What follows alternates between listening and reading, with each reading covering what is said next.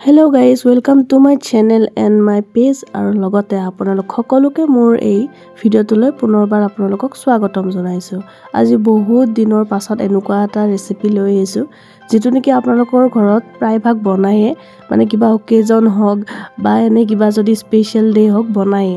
তো ভাবিলো আজি ময়ো বনাও ঘৰতে আৰু আপোনালোককো এনি এটা ভিডিঅ' সিম্পল কে দি দিও কাৰণ আপোনালোকে মোৰ এনেকুৱা ৰেচিপি ভিডিঅ'বোৰ বহুত বেছিকে চাইও ভালো পায় আৰু মানে অলপমান সাপোৰ্টও কৰে। তো সেই কাৰণে ভাবিলো আজি মই এনেকুৱা ৰেচিপি এটাই লৈ আহো।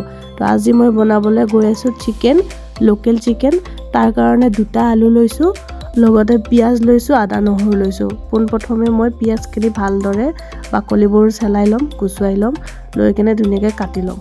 আৰু ইয়াতে মই এটা কথা কওঁ, মোৰ কিছুমান ভিডিঅ' এনেকুৱা আছে য'ত নেকি মই মানে এনে অলপ দেখাই দিওঁ তাৰ মানে ক'ত কি বনাইছো, কেনেকৈ খাইছো। তো বহুতে আপোনালোকে কমেন্ট কৰে যে দীঘল ভিডিঅ' বনাওক। এটা কথা, মই বাৰু দীঘল ভিডিঅ' বনালোৱে, আপোনালোকেতো নেচায়ে। মোৰ যিমানবোৰ দীঘল ভিডিঅ' আছে তাতে খুব বেছি 50টা 60টাহে আপোনালোকৰ ভিউজ আহে। তো সেই কাৰণে মানে ইমান কষ্ট কৰি বনাবলৈ ইচ্ছা নাযায়, কিন্তু তথাপিও আজি ভাবিলো নাই, আজি আপোনালোকৰ বাবে এটা এনেকৈ ভিডিঅ' বনাই দিওঁ। কি ঠিক আপোনালোকে আদৰি ল'বও পাৰে। আৰু আগতে মই খুব বেছিয়ে বনাইছিলো এনেকুৱা ভিডিঅ' ৰেচিপি ভিডিঅ', কিন্তু মাজতে মোৰ কিছুমান কাম আহি যোৱাৰ কাৰণে মানে মই এনেকৈ বনাব পৰা নাই। তো সেইকাৰণে তাৰ গতিকে আপোনালোকৰ মাজত মই সময় প্ৰাৰ্থী, কিন্তু কি কৰিব, উপায়টো নাই ন, টাইম যিহেতুকে নিমিলে, তো তেনেকেই কৰিব লাগিব। তো ফাইনেলি ইফালৰ দিকে মোৰ নহৰুৰ মানে বাকলি চেলোৱা হৈ গ'ল। আৰু এতিয়া ধুনীয়াকৈ এইখিনি মছলাখিনিও পিচি ল'ব লাগিব, কিন্তু তাৰ আগতে পিঁয়াজখিনি আমি ধুনীয়াকৈ কাটি লওঁ। আৰু লোকেল চিকেনত এটা বস্তু আপোনালোকে বিশেষকৈ মন কৰিছেই চাগে, বেছি মছলা বা বেছি পিঁয়াজ তেনেকৈ মানে দিব নালাগে। আমাৰ মাহঁতেও আগতে দিয়া নাছিলে বাৰু, মোক সেইটো বস্তু শিকাইছে। মানে লোকেল চিকেনটো যদি আপোনালোকে চুপ টাইপত বনাই খায় তেতিয়া মানে বেনিফিটটো অলপ বেছিকৈ পোৱা যায়। তো সেইকাৰণে ময়ো আজি বেছি দিয়া নাই, দুটাই পিঁয়াজ দিছোঁ। আৰু গতিকে আলু খালি মই দুটা ডাঙৰ কাটি লৈছোঁ, কাৰণ মই যদি এনেকৈ আলু যদি খাবলৈ নাপাওঁ ন মাংসৰ আঞ্জাত, মোৰ খুব বেছি ভাল নালাগে।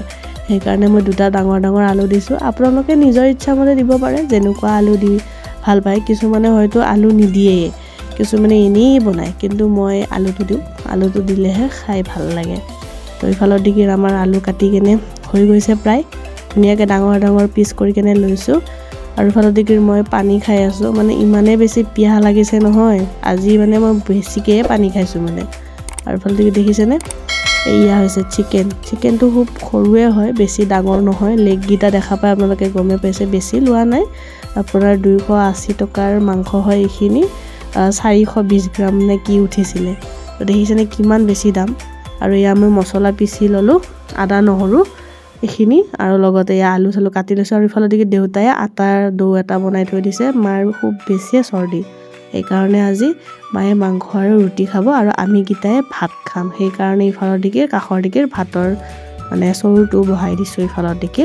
আৰু আমি মানে এনেকৈ চচপেনতে মানে ভাত বনাওঁ, মানে কুকাৰৰ ভাত একদমেই বেয়া হয়। কুকাৰৰ ভাত খালে মানে আপোনাৰ যিমানবোৰ পুৰণা বেমাৰ আছে চব উকিয়াই আহিব, সেইকাৰণে নাখাওঁ। আৰু প্ৰেছাৰ থকা মানুহ, মাহঁত চুগাৰ প্ৰেছাৰ থকা মানুহতো তাতে খোৱাতকৈ নোখোৱাই ভাল।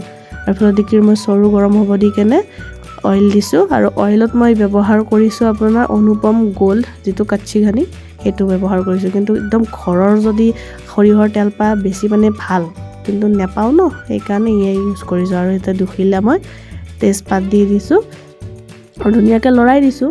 লৰাই দিওঁতে ইফালৰ দিকে মোৰ একেবাৰে তেল উঠি আহিছে, ভাগ্য ভাল গাত নপৰিল। আৰু ইফালৰ দিকে এয়া পিঁয়াজ দিছোঁ, যিমানখিনি পিঁয়াজ কাটি লৈছোঁ গোটেইখিনি দিছোঁ। কিন্তু পাছতহে মই অলপ অনুভৱ কৰিছোঁ অলপ বেছিয়ে পিঁয়াজ দিলোঁ নেকি। কাটি থৈ দিয়া, উপায় নাই ন, দিবতো লাগিবই, থৈ দিলে আকৌ বেয়া হৈ যাব। এতিয়া ধুনীয়াকৈ মই এইখিনি লৰাই দিম, ভালকৈ ভাজি ল'ব লাগিব, কিয়নো পিঁয়াজখিনি যদি গল্ডেন ব্ৰাউন হোৱালৈকে ভাজি নলয় তেতিয়াহ'লে মানে সোৱাদটো নাহে, ভাজি ল'ব লাগে। আৰু এয়া মই এতিয়া দিম চিকেন, আৰু চিকেন লেগ পিচটো দেখিছেনে ইমান টিকলো, মানে এবাৰ মুখত দিলে মানে গোটেইকণ যাব, আৰু ইমানে সৰু মুৰ্গীটো মানে। আৰু এইটো পট, আৰু ইফালৰ দিকে লিভাৰ চিভাৰ আছে এইখিনি গোটেইখিনি। আৰু একদম গাইজ আপোনালোকে মোৰ মাতটো মানে ইগন'ৰ কৰিব, কিয়নো মাজে মাজে কাহি থাকিব লগাও হৈছে। মোৰ একদমেই গা বেয়া, আপোনালোকক কৈছিলোঁৱে যোৱা ভিডিঅ'টোত, গা ইমানে বেয়া মানে মই কোনো এটা ভিডিঅ' ভালকৈ বনাব পৰা নাই। তো তো মাজে মাজে কাহো উঠি আছে, চৰ্দিও লাগি আছে। তো মোৰ মাতটো ইগন'ৰ কৰি কিনে ৰেচিপিটোত আপোনালোকে মনোযোগ দিয়ক। আৰু ইফালে গোটেইখিনি চিকেন দিছোঁ, দি কিনে ভালদৰে মই লৰাই দিছোঁ। ভালদৰে মানে আমি এইখিনি গোটেইখিনি বস্তু ভাজি ল'ব লাগিব। লোকেল চিকেন হয় যিহেতুকে মেবি 1 ঘণ্টা লাগিবই গোটেইখিনি বনাওঁতে।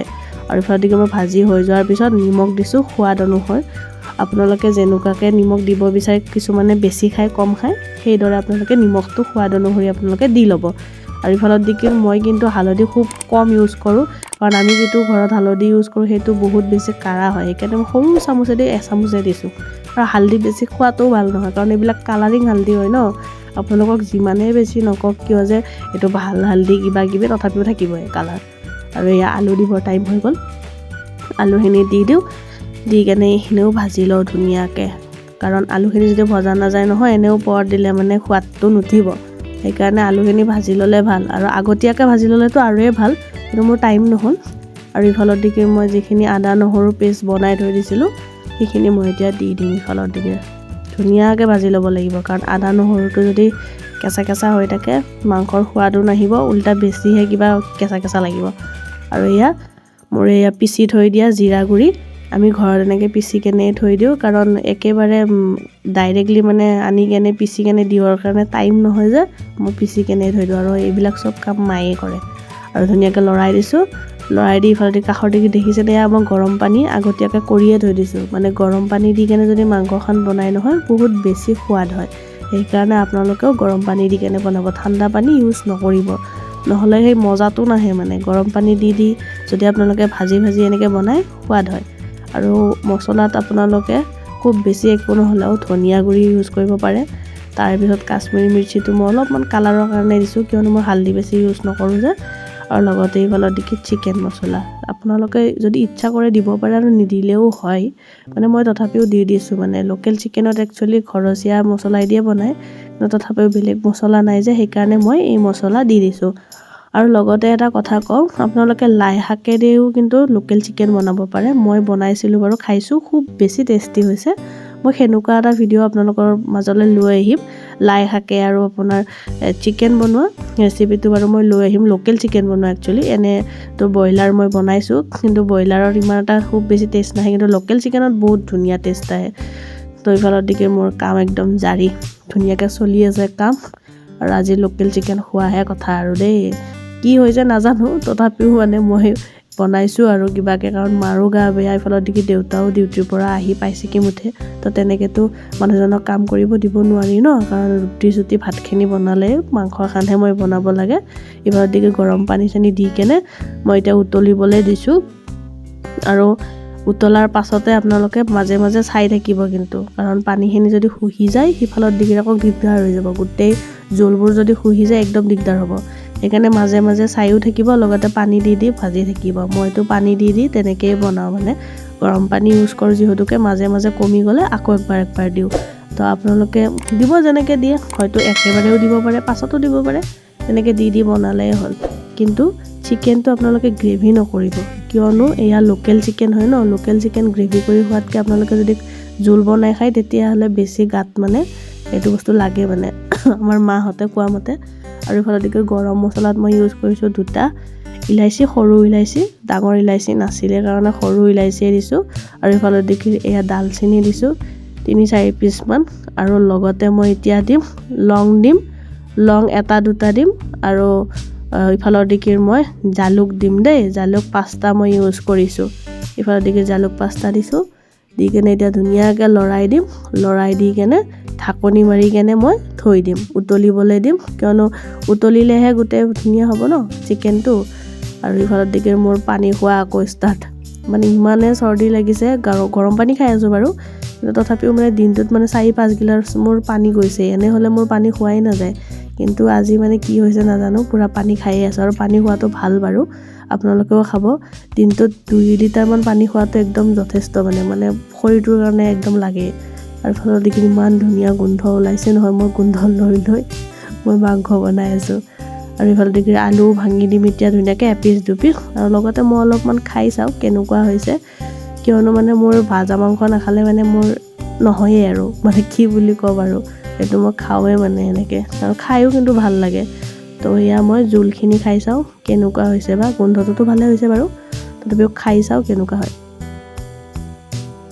ভালে হৈছে খাই কেনে মানে বহুত ধুনীয়া টেষ্টি লাগিছে মানে একদম পুৰা গাঁৱলীয়া ষ্টাইলত বনাইছোঁ কিন্তু যদি খৰিত বনালো হেতেন নহয় আৰু বেছি মানে সোৱাদ হ'ল হয় উপায় নাই গুৱাহাটীত থাকোঁ যিহেতু সেইটো আৰু খৰিনো ক'ত পাম তো গেছতে বনাইছোঁ এয়া এপিচ মাংস খাই লওঁ কেনেকুৱা হৈছে আৰু মাংস পিচো কিন্তু খাবলৈ ভালে হৈছে পুৰা একদম সিজি গৈছে ভালকে তো এয়া ধুনীয়া লাগিছে কিন্তু খাই কেনে মোৰ কিন্তু ভাল লাগিছে মানে চৰ্দি লগা হিচাপে কিন্তু অলপমান উতলাব লাগিব কিয়নো অকণমান সিজিব লাগিব উতল এটা আহিলেহে ভাল হ'ব আৰু হলদিকে দেখিছেনে কি ধুনীয়া উতল আহিছে মাংসৰ মানে একদম মজা গোন্ধ আহিছে তো ৰেচিপিটো আপোনালোকক মই কৈ দিলোঁ একদমে সিম্পল একো নাই তথাপিও মই আপোনালোকৰ মাজত শ্বেয়াৰ কৰিলোঁ দুই এষাৰ কথাও পাতিলোঁ তো আশা কৰিছোঁ যদি ভিডিঅ'টো চাই ভাল পায় লাইক কমেণ্ট শ্বেয়াৰ কৰাৰ লগতে মোৰ চেনেলটো ছাবস্ক্ৰাইব কৰি দিব আজিলৈ আহিছোঁ টাটা বাই বাই আৰু চৰ্দিও লাগি আছে যিহেতুকে নেক্সট ৰেচিপি লৈ আহিম আজিলৈ আহিছোঁ বাই বাই